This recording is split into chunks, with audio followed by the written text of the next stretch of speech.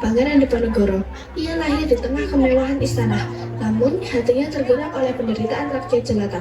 Ia melihat bagaimana kekuasaan asing Belanda perlahan-lahan menggerogoti martabat bangsanya. Dan yang paling menyakitkan, agama mereka direndahkan, diinjak-injak oleh keserakahan. Diponegoro tak bisa tinggal diam. Ia menolak menjadi boneka dalam permainan kolonial. Baginya, perjuangan ini bukan soal tahta, melainkan soal kehormatan, agama, dan nasib bangsanya. Namun, di dalam tembok keraton, ia dicap sebagai pemberontak. Mereka yang haus kekuasaan dan bersekutu dengan Belanda menyebarkan fitnah yang sangat kejam. Mereka mengatakan ia serakah, angkuh, dan ambisius. Tindakan Pangeran Diponegoro adalah pengkhianatan. Ia memprovokasi perang yang membawa kerugian besar bagi keraton. Benar, Patih. Keraton ini adalah simbol ketenangan. Sementara ia membuat kekacauan. Ia memberontak terhadap kekuasaan yang sah. Kita harus melakukan sesuatu, Patih. Pangeran Diponegoro harus menanggung akibat dari perbuatannya. Karena itu saya mengusulkan kepada Belanda dan Sultan yang baru untuk mengeluarkan dekret keturunan Pangeran Diponegoro dilarang menginjakkan kaki di halaman keraton ini. Mereka adalah benih-benih pemberontakan. Patih, itu keputusan yang kejam dan tidak adil. Diponegoro tidak memberontak. Ia berjuang untuk kehormatan kita, untuk agama dan tanah air. Kehormatan? Ia memilih jalur perang, mengabaikan jalur diplomasi. Ia memilih menantang Belanda dan meninggalkan kami yang harus menanggung akibatnya. Ia dan seluruh keturunannya harus menanggung konsekuensi atas tindakan mereka. Dan demikianlah dekret itu resmi dikeluarkan. Keturunan Pangeran Diponegoro dicap sebagai pemberontak dan dilarang memasuki keraton. Setelah gegap gembita perang Diponegoro mereda, tanah Jawa meninggalkan luka mendalam. Banyak desa terbakar, banyak hati terpecah. Namun, di tengah kehancuran itu masih ada cahaya harapan. 8 ulama berkumpul di sebuah desa sunyi, menyusun rencana dakwah agar cahaya Islam tetap menerangi hati umat. Saudaraku sekalian, peperangan memang usai, tapi tugas kita belum berakhir. Umat masih butuh bimbingan. Benar, banyak yang kehilangan arah. Ada yang takut, ada pula yang putus asa. Kita harus menyusun langkah. Dakwah harus kembali bergulir ke pelosok-pelosok agar iman tetap kokoh. Kita harus berhati-hati. Warga masih trauma. Mereka takut dicap pengkhianat oleh pihak keraton atau diawasi Belanda. Karena itu, dakwah harus berjalan lembut, mendekati hati rakyat. Kita datang bukan membawa senjata, melainkan ilmu dan kasih sayang. Saya setuju.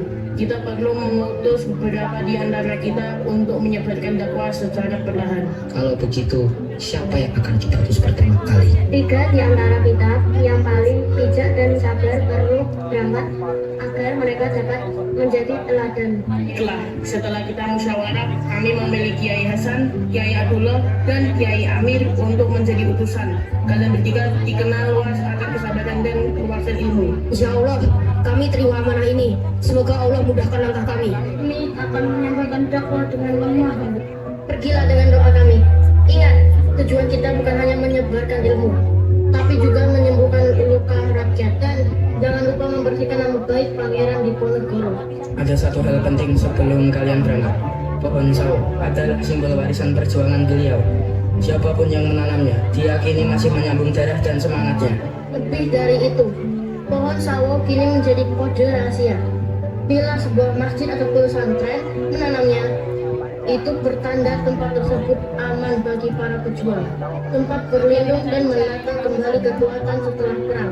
Ya Allah, kami akan menjadikan pohon sawo bukan sekedar tanda, melainkan sumber kekuatan. Dari akarnya yang kokoh, kita belajar keteguhan iman. Dari buahnya yang manis, kita sebarkan keteguhan Islam ke hati rakyat. Dari sebuah desa kecil di Yogyakarta, 8 ulama menyalakan tekad. Mereka mengutus 3 orang membawa cahaya dakwah ke pelosok negeri. Pohon sawo menjadi tanda, pengikat sejarah, dan kode rahasia bagi masjid dan pesantren. Tempat aman bagi pejuang, tempat subur bagi iman. Dari akar perjuangan itu, Islam terus bersemi, menuntun rakyat Jawa menuju harapan baru. Dakwah pun dimulai.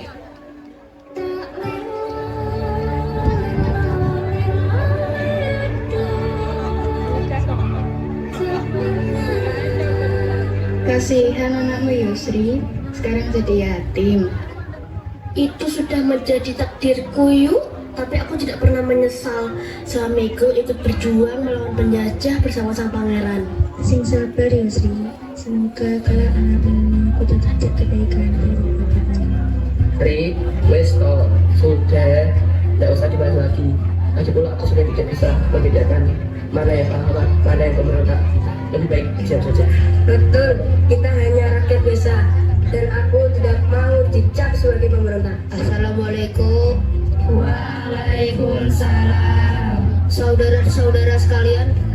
harus teruskan perjuangan sang pangeran. Beliau telah berjuang melawan penjajah dengan gigih. Tapi Kiai, kami sudah lelah. Perjuangan ini sudah berlangsung lama dan tidak tahu kapan harus berakhir. Kiai, apakah saya boleh ikut? Saya bosan hanya duduk diam tanpa melakukan apapun. Tentu saja, wahai pemuda. Justru orang-orang sepertimu lah yang akan menjadi ujung tombak perjuangan bangsa kita. Hei, bagaimana dengan tentu saja aku akan ikut. Aku akan berjuang bersama para kiai. Di tengah penjajahan yang berat, para ulama memainkan peran penting dalam memimpin perjuangan rakyat. Mereka mengajak masyarakat untuk bersatu dan berjuang demi kemerdekaan. Warisan perjuangan sang pangeran akan terus hidup melalui tangan-tangan yang kuat dan hati yang berani serta jiwa-jiwa yang beriman. Sesungguhnya engkau tahu bahwa hati ini telah berpadu berhimpun dalam naungan cinta. Saudara-saudara yang dirahmati oleh Allah, sang pangeran telah memanggil kita untuk berjuang. Kini kita harus menjawab panggilan-panggilan itu dengan jihad di jalan Allah. Kami siap, Kiai. Kami akan berjuang dengan keberanian seperti para mujahid di jalan Allah. Kita harus ingat bahwa jihad bukan hanya tentang perang, tetapi juga tentang perjuangan melawan kezaliman. Kami akan berjuang dengan ikhlas, Kiai. Kami akan mengikuti sunnah Rasulullah dan meneruskan perjuangan sang pangeran. Kita tidak boleh terpecah belah dan lemah. Kita harus kuat dan bersemangat seperti tekad para sahabat. Ya Allah, kami yakin kepada Allah. Wahai para pejuang, siapkah kalian? Kami siap, Kiai. Siap berjuang. Allahu Akbar. Semangat perjuangan para ulama tidak hanya menginspirasi masyarakat luas, tetapi juga mengalir kepada para pemuda. Mereka mulai melihat bahwa perjuangan ini bukan hanya tentang masa depan bangsa, akan tetapi menjalankan amanah agama. Pada akhirnya, mereka berhasil membuat strategi perang yang cerdas, melalui pemikiran-pemikiran dan berbagai macam organisasi yang berlandaskan agama. Kakek buyutku, seorang pemberontak. Aku membaca buku ini dan ia digambarkan sebagai pahlawan yang gigih. Namun di keraton, ia adalah aib. Mengapa sejarah memiliki dua versi yang berbeda? Nah, sejarah memang ditulis oleh mereka yang berkuasa.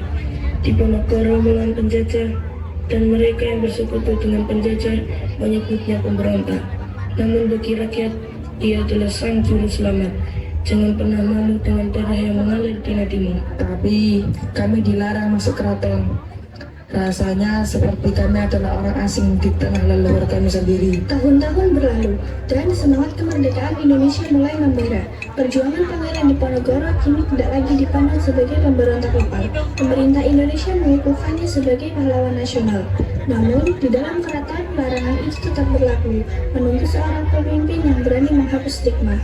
Di tengah badai perubahan dan munculnya semangat kebangsaan, seorang pemimpin berhati mulia muncul.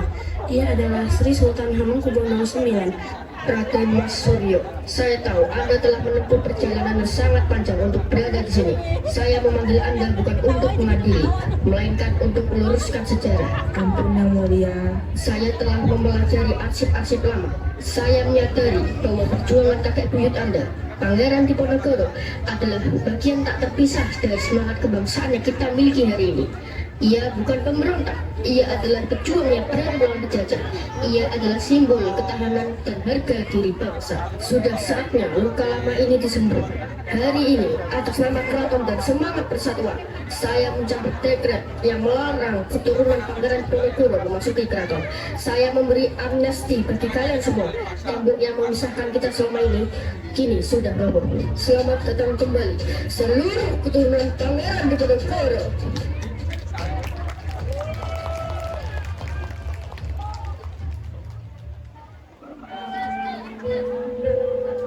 Diponegoro, karya Hairil Anwar. Di masa pembangunan ini, Tuhan hidup kembali dan berkaki menjadi api. Di depan sekali, Tuhan menanti, tak gentar, lawan banyaknya 100 kali. Pedang di kanan, keris di kiri, berselemang semangat yang tak bisa mati. Maju, ini barisan tak bergenderang berpalu, kepercayaan tanda menyerbu. Sekali berarti sudah itu mati. Maju, bagimu negeri menyediakan api. Punah di atas menghamba, binasa di atas Sesungguhnya jalan ajal baru tercapai jika kita harus bersaing. Maju, serbu, serang, tendang.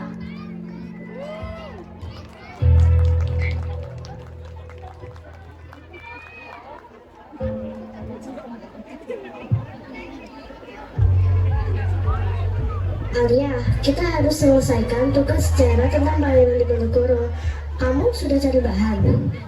Din, paling ceritanya juga gitu-gitu aja. Terang terus juga nggak bosan. Buat apa sih kita belajar sejarah? Kan udah lewat. Betul, aku juga bingung. Mending menyontek saja, biar cepat selesai. Arya, Lisa, kalian tahu Pangeran Diponegoro itu rela disebut pemberontak oleh sebagian orang keraton yang problematik. Kenapa? Karena ia menolak menjual bangsanya. Ia berani melawan ketidakadilan. Itu namanya jiwa nasionalisme yang sesungguhnya. Tapi, Bu, sekarang kan nggak ada penjajah. Jadi buat apa semangat seperti itu? Siapa bilang penjajah itu sekarang berbeda? Mereka bisa berupa korupsi, sikap malas, dan tidak kepedulian. Perjuangan kalian sekarang adalah mengisi kemerdekaan dengan jujur dan berani. Sekarang silahkan mencari literasi dan kerjakan tugas dengan baik ya.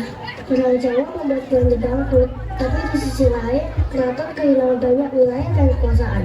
Jadi Pangeran Diponegoro berkorban sangat besar ya. Keturunan Diponegoro bahkan sempat dilarang masuk ke keraton karena dianggap sebagai keturunan pemberontak. Ya Allah, ngeri banget. Tapi di sini dibilang Sultan Hamengkubuwono IX menyambut larangan itu karena menyadari semangat Diponegoro adalah semangat kebangsaan. Teman-teman, kami belajar banyak.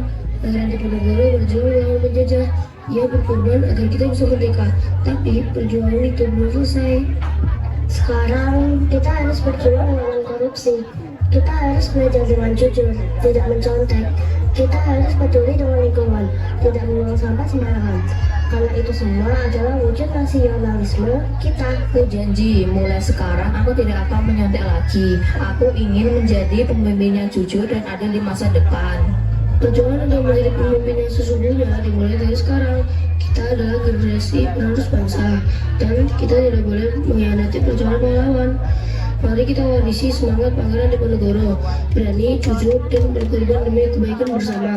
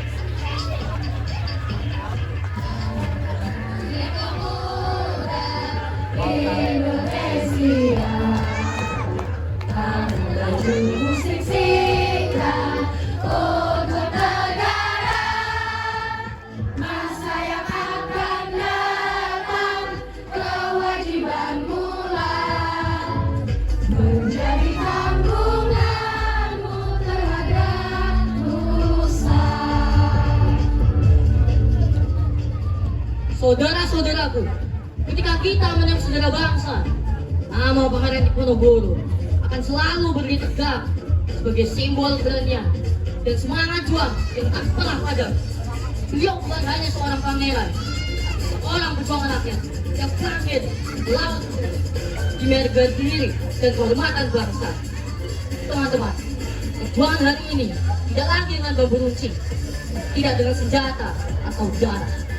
Perjuangan kita adalah melawan kemalasan, korupsi, dan ketidakpedulian.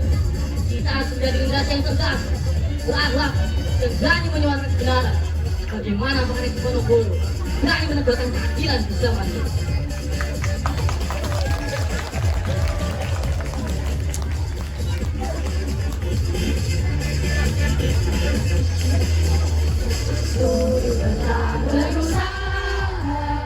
Jujur dan ikhlas, hapus banyak bicara, terus kerja keras, hati bukan lurus, pikir tetap jernih, bertingkah laku halus, hai putra negeri, bertingkah laku halus, hai putra negeri. Menjadi penerus perjuangan bukan berarti kita harus berperang di bidang laga, tetapi berjuang di bidang kehidupan, berjuang di ruang kelas, di dunia digital, di masyarakat dengan karya integritas dan kepedulian. Karena bangsa yang besar adalah bangsa yang kemudian tidak lupa pada sejarah dan tidak berhenti menulis sejarah baru di masa depan. Allahu Akbar. Budi Pemuda Indonesia, tangan bajumu sisi